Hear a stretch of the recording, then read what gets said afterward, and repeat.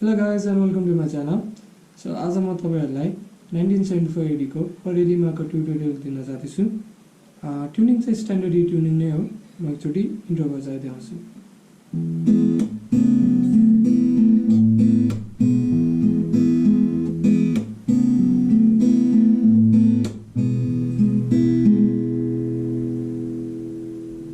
है त सुरुमा चाहिँ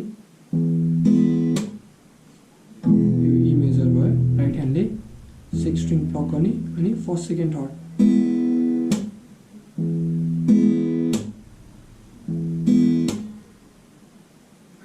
त्यसपछि यो चाहिँ एफ शार्प सस्पेन्डेड है। यसको कर्डहरु पोजिसनिङ चाहिँ थर्ड स्ट्रिङको सेकेन्ड फ्रेट अनि फोर्थ स्ट्रिङ र फिफ्थ स्ट्रिङको फोर्थ फ्रेट है। बाकी सबै ओपन है त।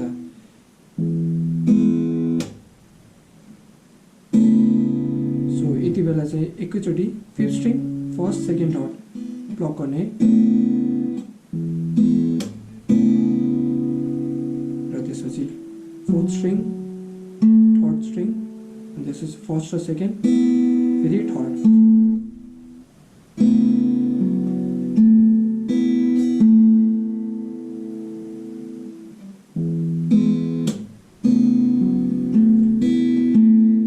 सुरुमा 1 2 3 5 प्लग गर्ने अनि 4 3 1 2 3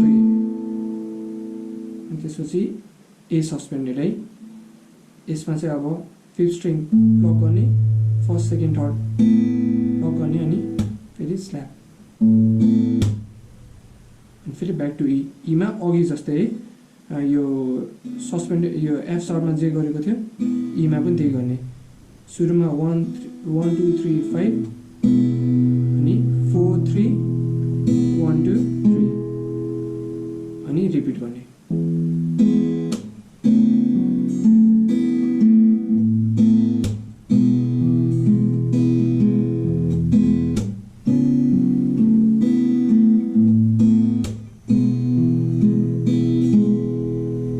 सो एउटा गिटारले चाहिँ अघिको बजाइरहेको हुन्छ र सेकेन्ड गिटार एउटा प्लगिङ आउँछ त्यो एकचोटि बजाइदिन्छु।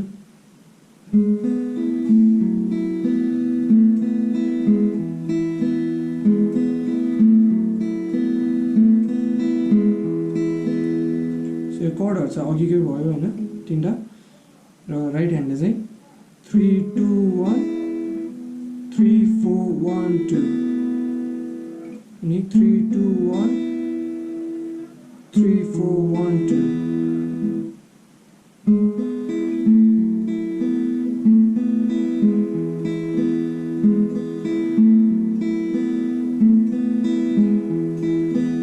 है त। एउटा गिटारले यो भयो अर्कोले चाहिँ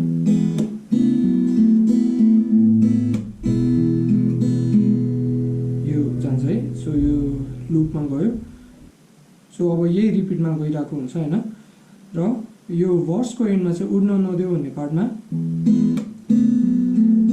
अनि आकाशको चरी जस्तो मलाइमा चाहिँ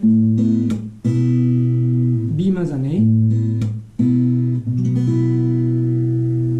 सो यसको पोजिसनिङ भनेको फर्स्ट र सेकेन्ड स्ट्रिङ ओपन, थर्ड र फोर्थको चाहिँ फोर्थ फ्रेट र त्यसपछि फिफ्थ स्ट्रिङको सेकेन्ड फ्रेट है त। अनि आकाशको चरी जस्तो मलाई भनेर चाहिँ यसरी एन्ड हुन्छ है। है त। त्यसपछि अब बाँधेर राख भन्ने पार्टमा चाहिँ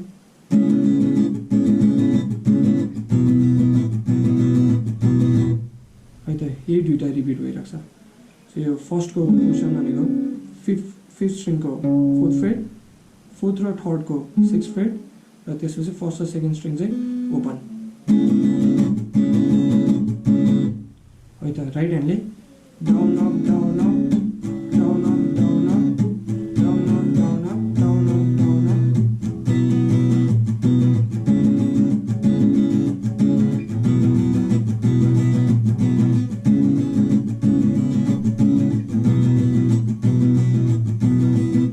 है त। सो यो भनेको अघिकै बीकै भयो हैन।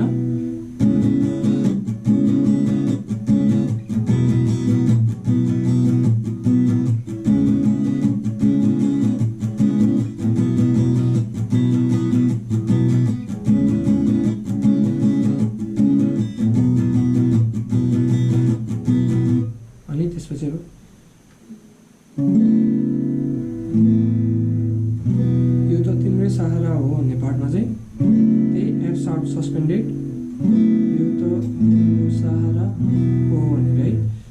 एप्स आर सस्पेन्डेड, ए सस अनि बी।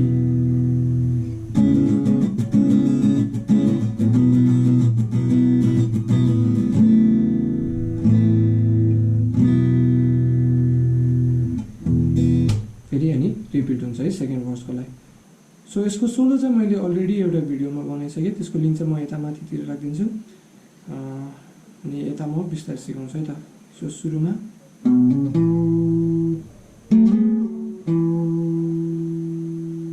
यता फेरि एकचोटि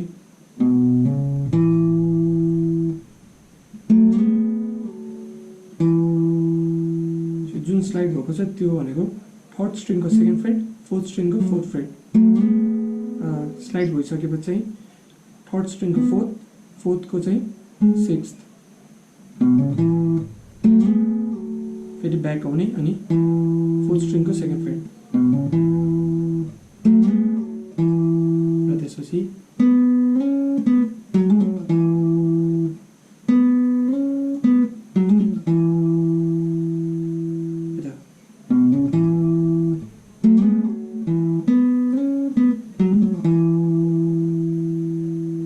यसपछिको पार्ट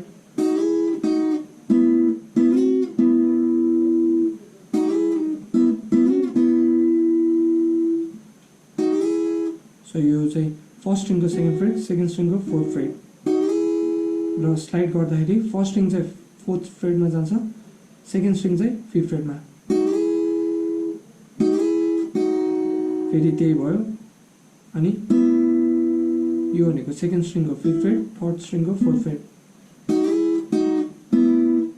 अनि यहाँदेखि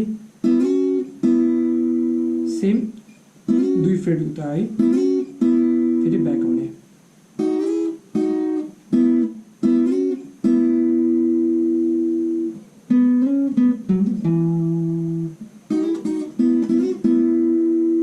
र त्यसपछि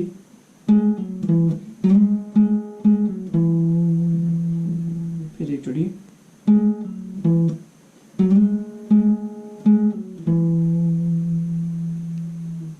यसपछिको पार्ट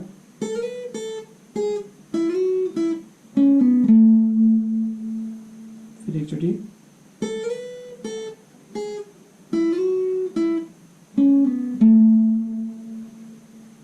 र यसपछिको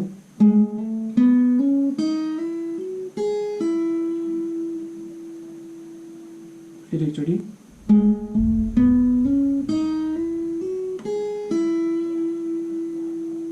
र त्यसपछि अब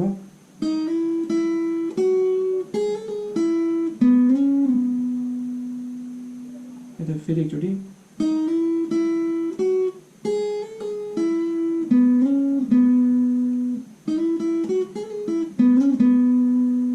अनि लास्टको चाहिँ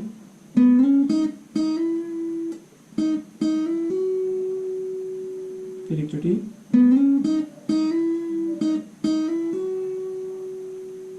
त यो सोलो म एकचोटि सुरुदेखि बजाइदिन्छु।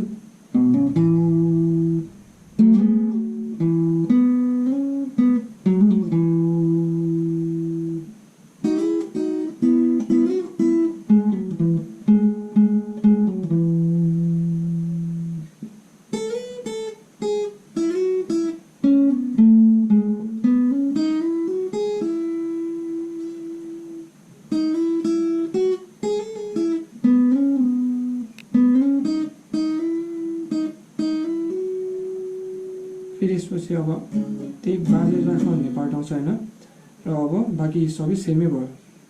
अनि आउट्रोमा एउटा सोलो छ, आउट्रोको सोलो चाहिँ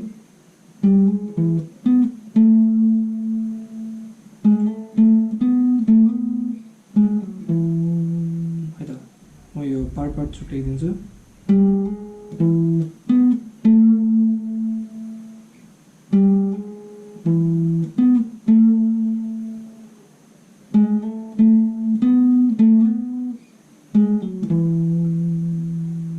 एकचोटि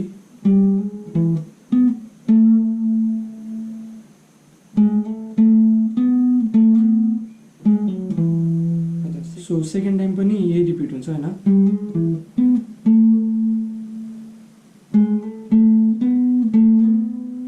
तर है त अनि त्यसपछि अब फेरि एकचोटि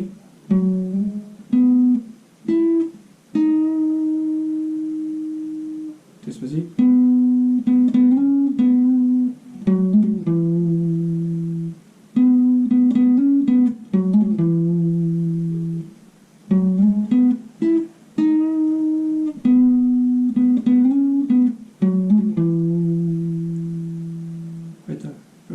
त्यसपछि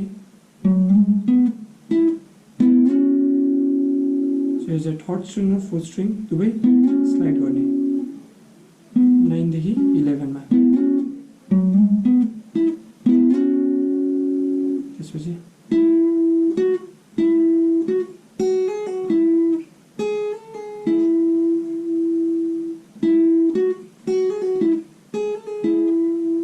यो पार्ट फेरि म एकचोटि गरिदिन्छु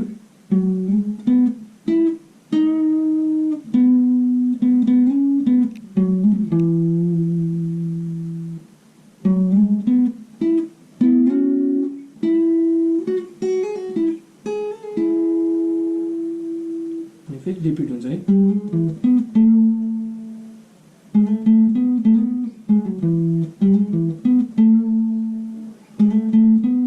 यही रिपिट भइरहेको हुन्छ सो यही लास्टको बेला चाहिँ हार्मोनाइज गर्नु मन छ भने चाहिँ हार्मोनाइज गर्न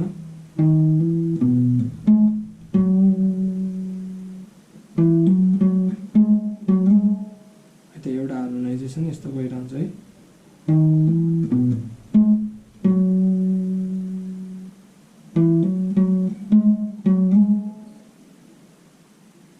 यो दुईचोटि जान्छ र त्यसपछिको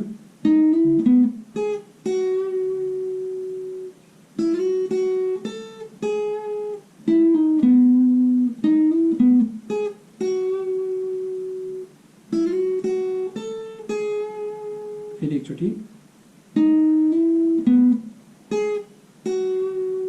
है त